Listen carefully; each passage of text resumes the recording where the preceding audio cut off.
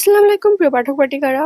শুরু করছি আমার আলাদিন উপন্যাস, লেখিকা জাবিন ফোরকান, পর্ব সংখ্যা ৩, ভয়েস বাই আরবি। তো উপন্যাস শুরু করার আগে কিছু কথা বলে নিতে চাই। লেখিকার কাছে আমি অনুমতি নিয়েছিলাম। তো অনুমতি নেওয়ার পরবর্তীতে সে আমাকে বারণ করছিল যে আপু যাতে আপনি আর গল্পটা আপলোড না দিলেই ভালো হবে। আমি তার কথা রেখেছি এবং আমি গল্পটা এতদিন প্রাইভেট করে রেখেছিলাম, যার কারণে আপনারা পাননি এবং আমি আপলোডও করিনি। সাথে আমার নিজের ব্যস্ততার কারণে আমি এই জন্য গল্প আপলোডে অফ করে দিয়েছিলাম।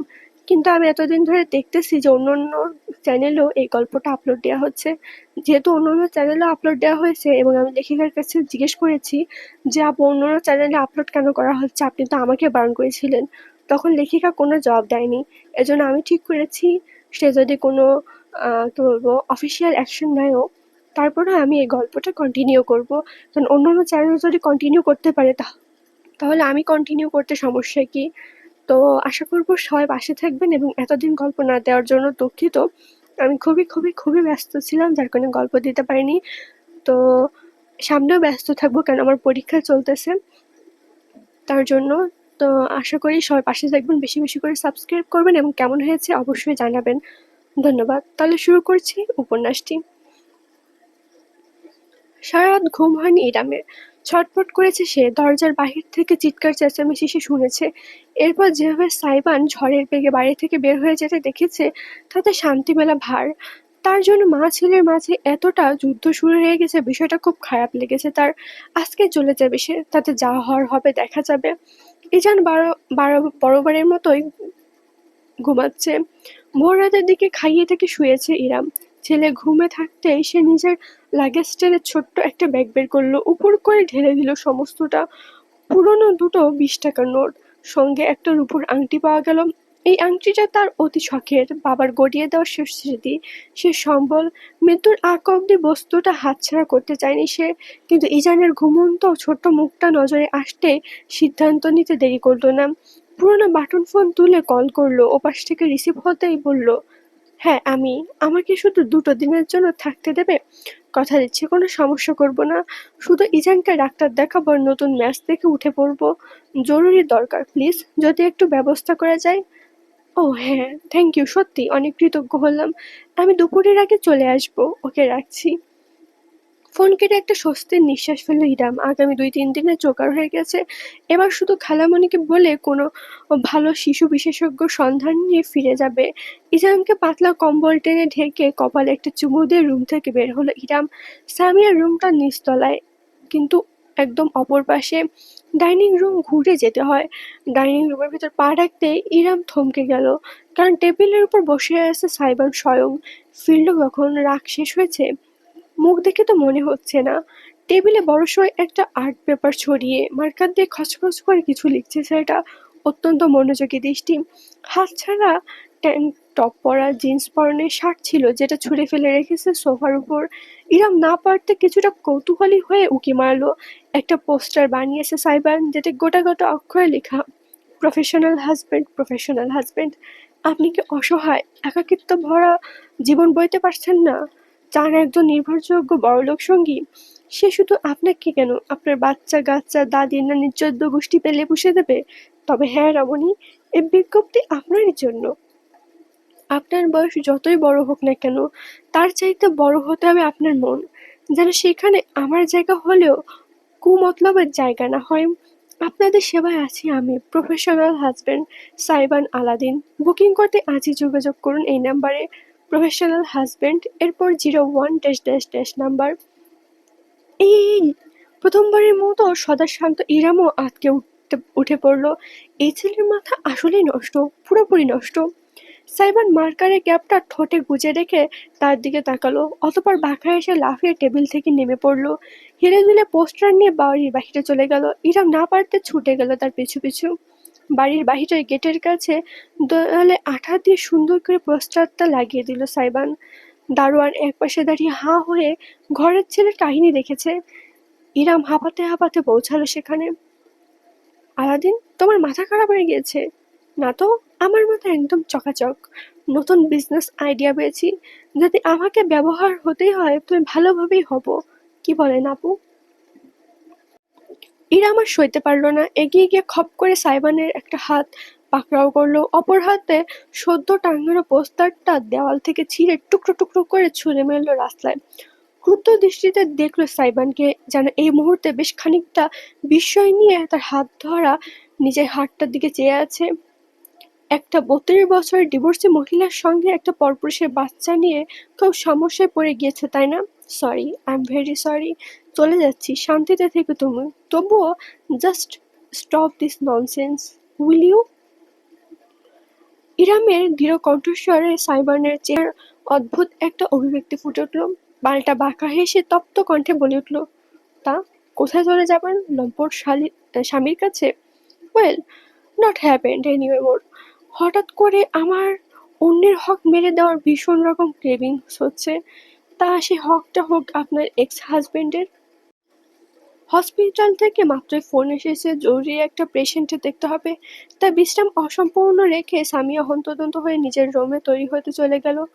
ড্রাইভারকে কল দিয়ে গাড়ি রেডি রাখতে বলেছে। চোখের চশমাটা লাগিয়ে সদর দরজার সামনে যেতে অদ্ভুত দৃশ্যটা চোখে পড়ল তার।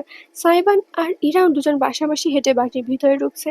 সাইবানের মুখটা দেখে অপরাধী বোধ হলেও সাইবানের মুখটা দেখে অপরাধী বোধ হলো সামিয়ার। গতকাল রাতে ওইভাবে ছেলের উপর চেঁচামেচি করা উচিত হয়নি তার। সাইবান তার নিজের ইচ্ছায় বিয়ে করতে না চাইতেই পারে, তবে সামিয়া নিজের মেজাজ হারিয়ে ঠিক করেননি। তাই এত ব্যস্ততার মাঝেও ছেলের মুখোমুখি দাঁড়ালেন। মম, সরি। সাইবান থামলো, ভ্রু তুলে জননের দিকে চাইলো। ইরাম তাদের পাশ কাটিয়ে খানিকটা দূরে দাঁড়ালো। সামিয়া একটা নিঃশ্বাস ফেলে দ্রুত বলল, আমি জোর জবরদস্তি করে ঠিক করিনি। গত রাতে আমার কি হয়ে গিয়েছিল জানি না। মনে হচ্ছে আমি সঠিকটা ভাবছি, তবে আমার এখন মনে হচ্ছে আমি নিজের ছেলের সঙ্গে জোরাজুরি করে ফেলেছি। তাই সরি মম। আমি সবার ভালো ভাবছি, তবে তোমার তোদের কারো মনের কথা ভাবছি না। শুধু চেয়েছি ইজান নামের নিষ্পাপ বাচ্চাটা একটা সুন্দর ভবিষ্যৎ পাক। মমের উপর অভিমান করিস না। তোকে রুক্ষ দেখলে আমার কষ্ট হয়। একটা দীর্ঘ নিঃশ্বাস ফেলল সাইবান। দুহাত তুলে জননীর কাঁধে রেখে বলল, সরিটা আর ২ মিনিট ১৩ সেকেন্ড আগে বললে ভালো হতো ব্রো। কেন ব্রো? বাঁকা আসলো সাইবান। এক নজর তির্যক দৃষ্টি নিক্ষেপ করলো ইরামের দিকে। কোর্ট ম্যারেজ করবে নাকি ধুমধাম করে অনুষ্ঠান করবে? কয়েক মুহূর্ত ইরাম এমনকি সামিয়া অবধি প্রতিক্রিয়া করতে ভুলে গেল। দুজনেই ফ্যাল করে অবিশ্বাস্য মাখা দৃষ্টি নিয়ে তাকালো সাইবানের দিকে। বান্দা নিশ্চল বিনোদন দিচ্ছে, যেন এইমাত্র সে কোনো বিস্ফোরণ ঘটায়নি। সামিয়া আর নিজেকে নিয়ন্ত্রণ করতে পারলেন না, ২ লাফ দিয়ে বসলেন। এই বয়সে এসেও বিরাট হাসিতে উজ্জ্বল হয়ে পড়ল তার চেহারা। উত্তেজনা সামলাতে না পেরে কাঁপতে কাঁপতে ছেলেকে বলল, হসপিটালে পেশেন্ট অপেক্ষা করছে, আমি এখন যাচ্ছি। ট্রিটমেন্ট শেষ করে সবাইকে মিষ্টি খাইয়ে বাসায় ফিরে প্ল্যানিংয়ে বসবো। Love you bro. ওরে পীড়িত রে, সম্পদের ভাগটা যেন কপাল ছাড়া না হয় সেই চিন্তায় সারা রাত ঘুম হয়নি।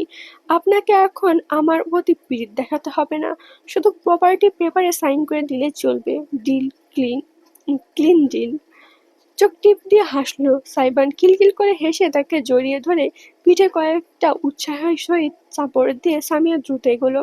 বাহিরে অপেক্ষা করা গাড়িতে চড়ে বসলো। খোলা দরজায় যতক্ষণ তার গাড়িটা দেখা গেল ততক্ষণ হাসি মুখে চেয়ে রইল সাইবান। অতঃপর তার ঠোঁটের কোণে হাসিটা মুছে গেল। ভর করলো গম্ভীরতা। অদূরে দাঁড়ানো ইরামের দিকে ফিরে তাকালো সাইবান। ভরাট গলায় বলল, একদম ফালতু চিন্তাভাবনা মাথায় ঢোকাবেন না। আমি আজ অব্দি মমের কথার অবাধ্য হইনি, কোনো ইচ্ছা অপূর্ণ রাখিনি। মৃত্যুর আগ অব্দি মম মুখ থেকে যা একবার উচ্চারণ করবে তাই আমি তার জন্য করব, এটাই আমার প্রতিজ্ঞা। মম যদি আমার কলিজা কেটে তার পায়ের সামনে রাখতে বলে আমি সেটাই করব। সেখানে আপনাকে বিয়ে করার এত কোনো বিষয়ই না। মাথায় রাখবেন, I don't care about you আর অ্যান্ড ইউর চাইল্ড। ইরাম নিঃশব্দে শুনে গেল। সাইবান কথাগুলো বলে ডাইনিং টেবিলের কাছে গিয়ে দাঁড়ালো। চুপচাপ একটা ব্রেডের প্যাকেট খুলে ফ্রিজ থেকে জ্যামের কৌটো নিয়ে এসে ব্রেডে লাগাতে লাগাতে দ্বিতীয় দফায় বলল, আপনার একটা টাইটেল দরকার, আর আমি আপনাকে আমার স্ত্রীর টাইটেল দেবো, ব্যাস এতটুকুই। আপনি আপনার মতো, আমি আমার মতো। আমার পার্সোনাল লাইফে দখলদারি করতে আসবেন না। আমিও আপনার পার্সোনাল লাইফে যাব না। আর এই বাচ্চাটাকে যতটা সম্ভব আমার কাছ থেকে দূরে রাখবেন। বাচ্চা কাচ্চা আমার একদম ভালো লাগে না। সারা জীবন এসব বইতে 1 বছর। ইরামের শান্ত কণ্ঠস্বর ভেসে এলো। সাইবান জমে গেল। ভুরু তুলে তাকিয়ে দেখলো রমণীকে। এক দৃষ্টিতে তাকিয়ে দেখছে। পার্ডন? ইরাম হেঁটে টেবিলের কাছে এসে দাঁড়ালো। বলল, 1 বছর আলাদিন, বড়জোর 2 বছর। এতটুকু সময় তোমাকে, আমাকে আর আমার বাচ্চাকে সহ্য করতে হবে? মানে? আমার তোমার স্ত্রীর টাইটেলের প্রয়োজন নেই। আমার একটা শক্ত ভিত্তির দরকার, আর্থিক এবং সামাজিক, যেটা ঠিক এই মুহূর্তে গড়ে তুলতে আমি অপারগ। পারবো না যে তা নয়, তবে সময় লাগবে। সে সময়টা আমার ছেলে কষ্টে জর্জরিত হবে, সেটা আমি মা হয়ে সইতে পারবো না।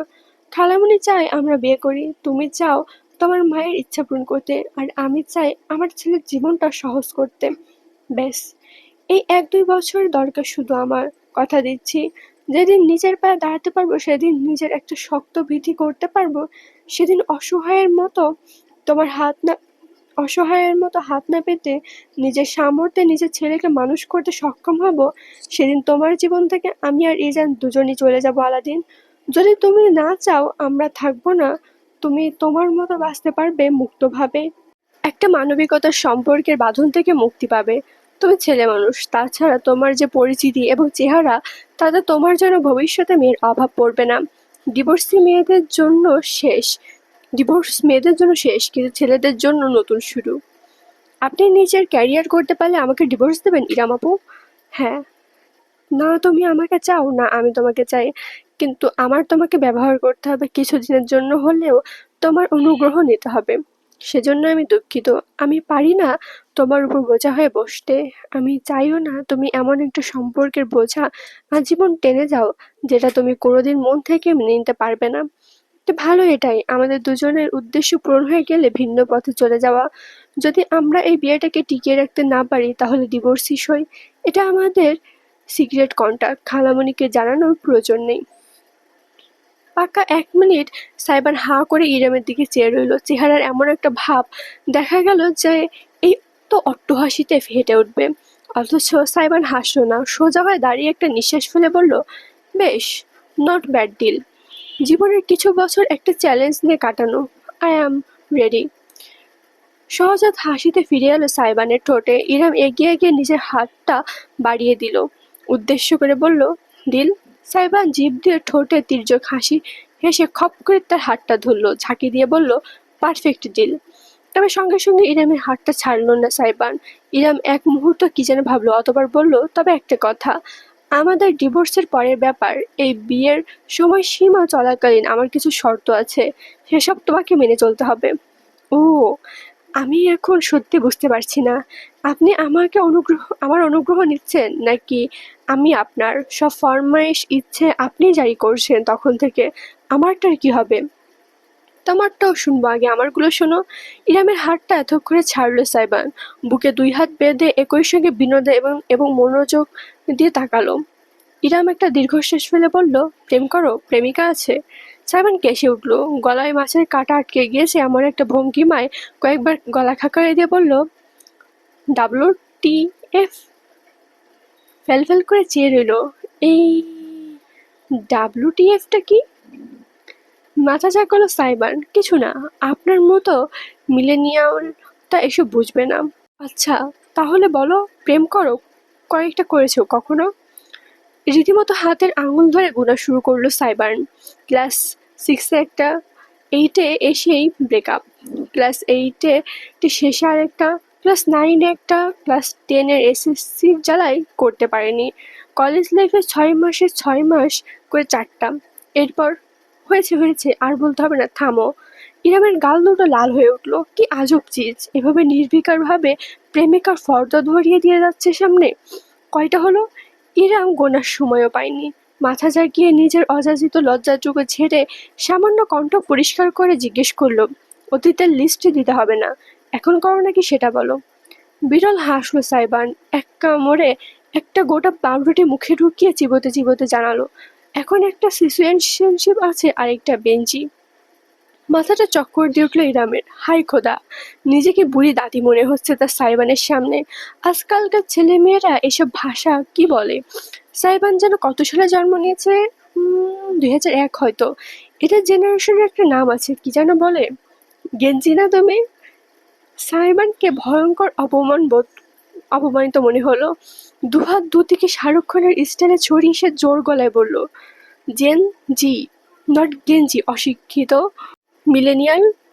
সাইমনের অতি নাটকীয় প্রতিক্রিয়ায় ইরামের হাসি পেল। স্মিথ হেসে দুহাতে আত্মসমর্পণ ভঙ্গিতে তুলে বলল, সরি সরি, আসলে আমি সোশ্যাল মিডিয়াতে তেমন একটা অ্যাক্টিভ নাই, যে আধুনিক জিনিসপত্র থেকে বহু দূরে। মুখে মুখে গেঞ্জি শব্দটা শুনেছি, গেঞ্জি হবে ওদের বাপের। আমরা প্রাউড জেনজি। আমাদের মতো তেজি জেনারেশন এই পৃথিবীতে 5 বার ধ্বংস করে নতুনভাবে সৃষ্টি করতে পারবে, বুঝেছেন? বুঝেছি বুঝেছি, ইরাম হাসি চেপে ব্যক্ত করলো।